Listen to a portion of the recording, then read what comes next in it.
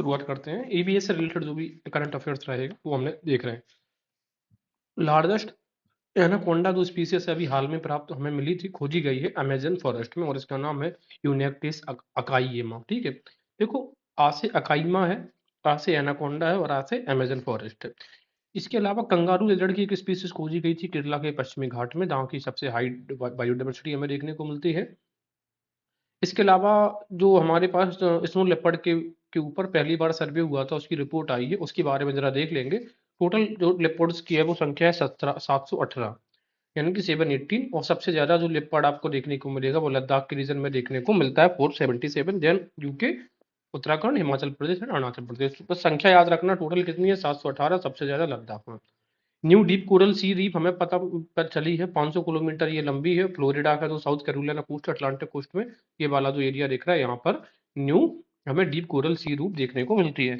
इसके अलावा हम ऑस्ट्रेलिया का ये वाला जो पार्ट है, ये क्वींसलैंड का जो पूर्वी इलाका है, यहाँ पे भी हमें एक डीप सी यहाँ पे भी बैरियर रीफ देखने को हमको मिलती है, ये भी कोरल है। ठीक है ना, और इसका जो लेंथ है वो लगभग 1400 किलोमीटर है, 1500 किलोमीटर से कम।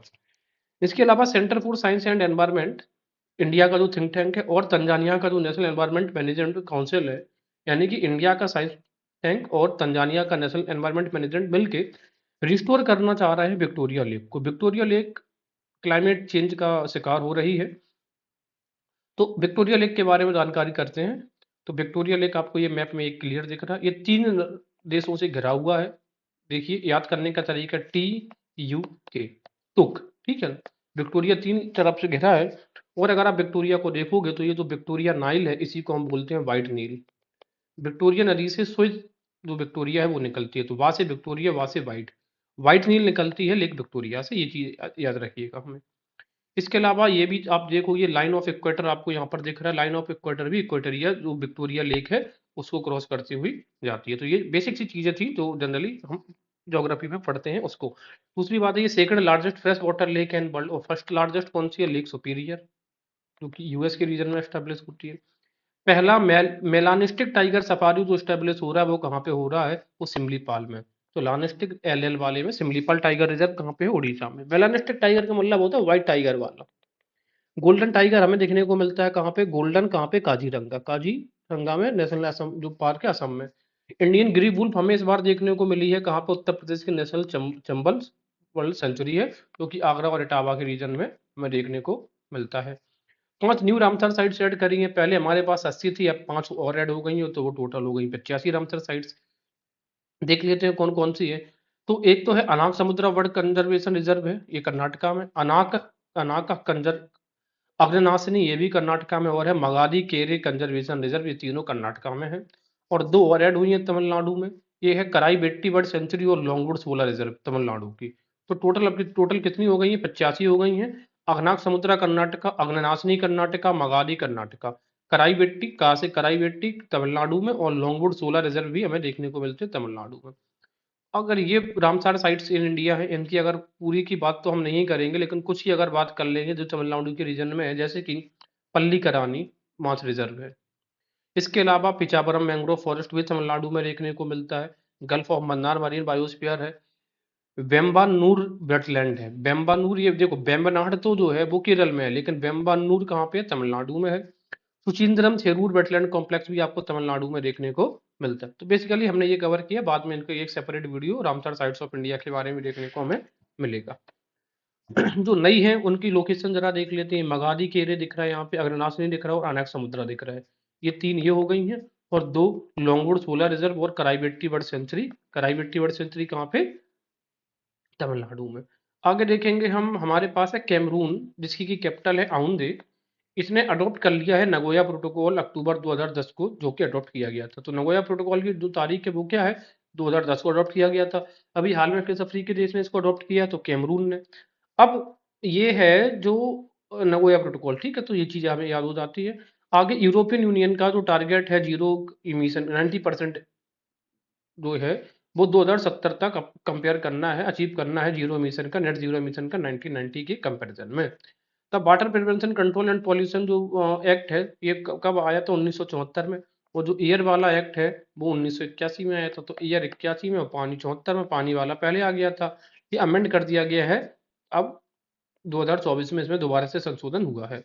ओनली डेट याद रखें कि water prevention control and pollution जो एक्ट है वो 1974 में। इसके अलावा सुप्रीम कोर्ट ने सस्पेंड कर दिया है जो डेफिनेशन दी गई है forest outline in the one. देखो 2023 में सरकार ने 1996 का जो एक्ट है फॉरेस्ट एक्ट, उसमें जो परिभाषा किया गया था कि आप वन कैसे कहोगे, उस डेफिनेशन को चेंज किया था वन संरक्षण एक्ट को। तो अब सुप्रीम कोर्ट ने कह दिया कि आपने जो फॉरेस्ट की जो नई डेफिनेशन दी है ये इसको हम डिक्लाइन करते हैं, जो 1996 एक्ट में है इसी को हम एक्सेप्ट करेंगे।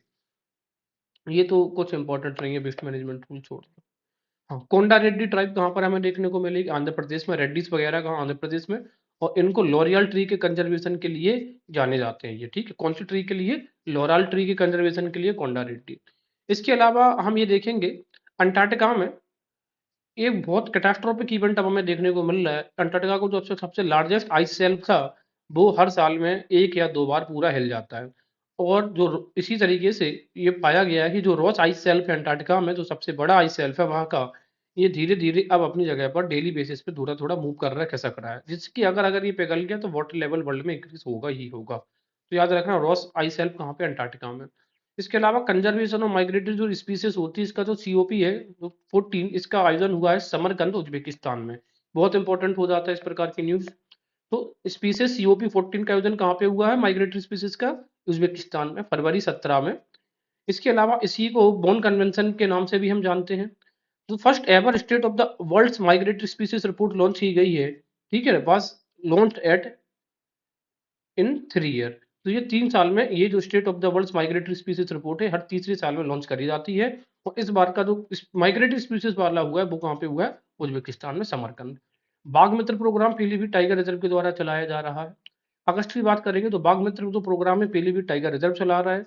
इसके अलावा पहला टाइगर रिजर्व जो कि इंस्टॉल करेगा विंड टर्बाइंस पावर जनरेशन के लिए, वो आपका बन गया है पेरियार, ठीक है। तो विंड टर्बाइंस कौन स्टार्ट करेगा? पेरियार टाइगर रिजर्व कहाँ पे? केरला में। ये वर्ल्ड का पहला carbon removal bond for reforestation of Amazon, ये वर्ल्ड बैंक ने अभी रिसेंटली ये पहली कार्बन कार्बन रिमूवल बॉन्ड जारी की है, जिनसे जो पैसा आएगा वो अमेजन की रिस्टोरेशन के लिए लगाया जाएगा। इसके अलावा COP29 जो होती है क्लाइमेट कॉन्फ्रेंस पार्टीज होती है, ये बाकू में हुई है। और COP30 जो होगी वो बेलम ब्राजील में होगी। तो याद रखना है COP29 बाकू और COP30 बेलम ब्राजील। लेकिन जो COP ये हुई है ना, ये 14 है, ये माइग्रेटरी स्पीसीज वाली है और ये क्लाइमेट चेंज से निपटने वाली है। COP29-30 तो बाकू बेलम, बेलम कहाँ पे? ब्राजील में है। हाँ, तो ये जो माइग्रेटरी स्पीसीज वाली है वो हुई है ये COP14 नहीं, समरकंद उज्बेकिस्तान में। तो मूल अंतर है, ये हमें याद रखना था। इसके अलावा साउथ अफ्रीका के चीता था गामिनी, इसने 6 बच्चों को जन्म दिया था। कहाँ? कूनू नेशनल पार्क, और ये कहाँ पे है? MP में। और इंडिया में पता है नामीबिया से चीता रिस्टोरेशन प्रोग्राम हम स्टार्ट, मतलब हमारा कंटिन्यू है नामीबिया के साथ। हैदराबाद का जो ओल्डेस्ट रेसिडेंट है 125 ईयर ओल्ड टोटोआइस, इसका नाम से अचानक इसकी मृत्यु हो गई थी। और कहाँ पे था ये? हैदराबाद जू में। इसके अलावा अंटार्कटिका अंडर थ्रेट, इस बार अंटार्कटिका में हमें H5N1 जिसको हम बोलते हैं क्या, बर्ड फ्लू वायरस की चपेट में हमें आके देखी हैं। इसकी बहुत सारी जो पेंगुइन स्पीसीज होती हैं वो अब डिसअपियर हो रही हैं। किसकी वजह से? H5N1 यानी कि बर्ड फ्लू वायरस की वजह से। आके देखेंगे हम नेशनल ग्रीन ट्रिब्यूनल ने एक वार्निंग जारी करके पश्चिम बंगाल को बताया है कि आपका एरिया की जो गंगा रिवर है वो अनफिट है बाथिंग के लिए। क्यों? क्योंकि यहाँ पे high level of facial coliform जो बैक्टीरिया होता है वो बहुत ज्यादा इसकी संख्या में हमें देखने को मिलता है। इसके अलावा status of leopards in India, leopards की स्टेटस आया है। एक तो अभी हमने बात किया था कि स्नो लेपर्ड तो टोटल 418 है। अब यहाँ पर अगर हम बात करेंगे टोटल लेपर्ड्स की, तो इंडिया में जो टोटल अभी लेपर्ड्स हैं वो है 13,874। कितने हैं? 13,874 है, लगभग 14,000 के मान लो आप। अगर 2008 से आप कंपेयर करोगे तो 2008 में थे 12,852, इसमें इंक्रीज हुआ है 1.08% का। मैं फिर से रिपीट कर रहा हूँ, 2018 में थे 12,852, 4 साल में इनकी रिपोर्ट्स आती है 13,874 है अब। तो 1.08% का इनका इंक्रीज हुआ है। सेंट्रल इंडिया में 1.5% का इंक्रीज हुआ है सालाना पर एनम। और शिवालिक रेंजेस में इनकी ज्यादा मात्रा बढ़ी है, संख्या बढ़ी है, नोट मात्रा 3.4% पर एनम। इनमें डिक्लाइन देखने को मिला, बढ़ी नहीं है, सॉरी। तो सेंट्रल इंडिया में इंक्रीज हुई है और शिवालिक में डिक्रीज हुई है, ठीक है ना। इसके अलावा जो सबसे हाईएस्ट लेपर्ड पॉपुलेशन किन देशों की, किन राज्यों में है, ये जरा देख लेते हैं। ये है मध्य प्रदेश में। मध्य प्रदेश में टाइगर्स भी अच्छे खासे नंबर्स में मिलते हैं। महाराष्ट्र, कर्नाटक और तमिलनाडु। सबसे ज्यादा किस स्टेट में है? मध्य प्रदेश में।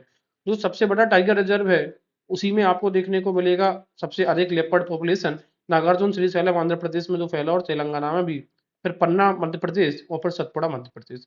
तो ये कुछ इन्फॉर्मेशन जानकारी थी आपकी लेपर्ड्स की, जो कि जब संख्या कितनी हो गई है 13,874।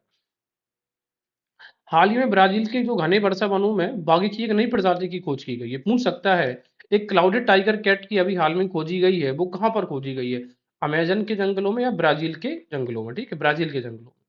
इसके अलावा एक सी स्लग मोलस्क की खोज करी गई थी और इसका नाम मैलानक्लाइमस द्रौपदी जी के नाम पे, हमारे जो प्रेसिडेंट है उनके नाम पे रखा गया है। और ये जो सी स्लग मोलस्क की खोज कहाँ पे करी गई है? कोस्ट ऑफ उड़ीसा और बंगाल के। और हमारी जो मुर्मू जी है वो खुद उड़ीसा से बिलोंग करती है। इसके अलावा इथानॉल 100 फ्यूल लॉन्च किया किसने? हरदीप सिंह पुरी जी ने। इसमें 90 टू 94% इथानॉल है, तो 4 टू 5% मोटर स्पिरिट होता है। और इसको 183 रिटेल आउटलेट से लॉन्च किया गया था। बस इतना याद रखना कि हरदीप सिंह पुरी ने जो लॉन्च किया है उस फ्यूल को हम क्या कहते हैं? 100 fuel, ethanol 100 fuel. Gangetic dolphin की टोटल संख्या 4000 है। उनमें से 2000 जो जनसंख्या है वो यूपी के चंबल जो रिवर सेंचुरी एरिया है उसमें देखने को मिलेगी। सॉरी, 4000 टोटल है, 2000 यूपी में देखने को मिलती है गंगा के रीजन में पूरा, और उसमें से 111 आपको चंबल सेंचुरी में देखने को मिलेंगी। तो यूपी का कौन सा इलाका डॉल्फिन्स के लिए ज्यादा विख्यात है? तो जब बोलोगे चंबल सेंचुरी, अभी बताया था कहाँ पे, ये इटावा और आगरा का जो रीजन है वहां पर। इसके अलावा लक्ष्मण तीर्थ रिवर की बात करते हैं। लक्ष्मण तीर्थ रिवर है जो कि कोडागू डिस्ट्रिक्ट है, कहाँ पे? कर्नाटका में लोकेट होती है। और अब इसकी कहानी ये हो गई है 180 किलोमीटर तक फैली है और अब इसे अवस्था ये सूखने के कगार पर है, क्योंकि लेस रेनफॉल की वजह से। इसके अलावा ये जो कोडागू रिवर है ये बहुत इंपॉर्टेंट हो जाती है, जो कहाँ से? कोडा की कॉफी प्लांटेशंस के लिए बहुत इंपॉर्टेंट होती है। ठीक है, और जो कोडागू रिवर है ये किसकी ट्रिब्यूटरी है? ये कावेरी की ट्रिब्यूटरी है। लक्ष्मण तीर्थ जो है वो किसकी है? कावेरी की। जून के बारे में डिस्कस करेंगे हम जरा। 2 बर्ड सेंचुरी बिहार में रामसर कन्वेंशन में हमने ऐड करी है बिहार की। उनका जो नाम है वर्ड सेंचुरीज का, नागी एंड नक्टी बर्ड सेंचुरीज। इसके अलावा ये जो 2 बर्ड सेंचुरीज है नागी और नक्टी, असल में ये मैन मेड वेटलैंड से नेचुरल नहीं है। रामसर कन्वेंशन की बात करेंगे तो भारत में ये टोटल अब 10% ऑफ टोटल इंडियन लैंड पर रामसर कन्वेंशन फैला है। ये इस प्रकार के क्वेश्चन पूछे जाते हैं।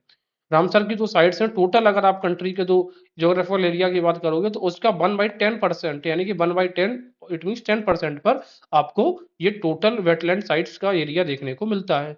18 स्टेट्स में है। अभी हमारे पास 28 स्टेट्स और 8 केंद्र शासित प्रदेश है, उनमें से 18 में ही है सिर्फ रामसर साइट्स।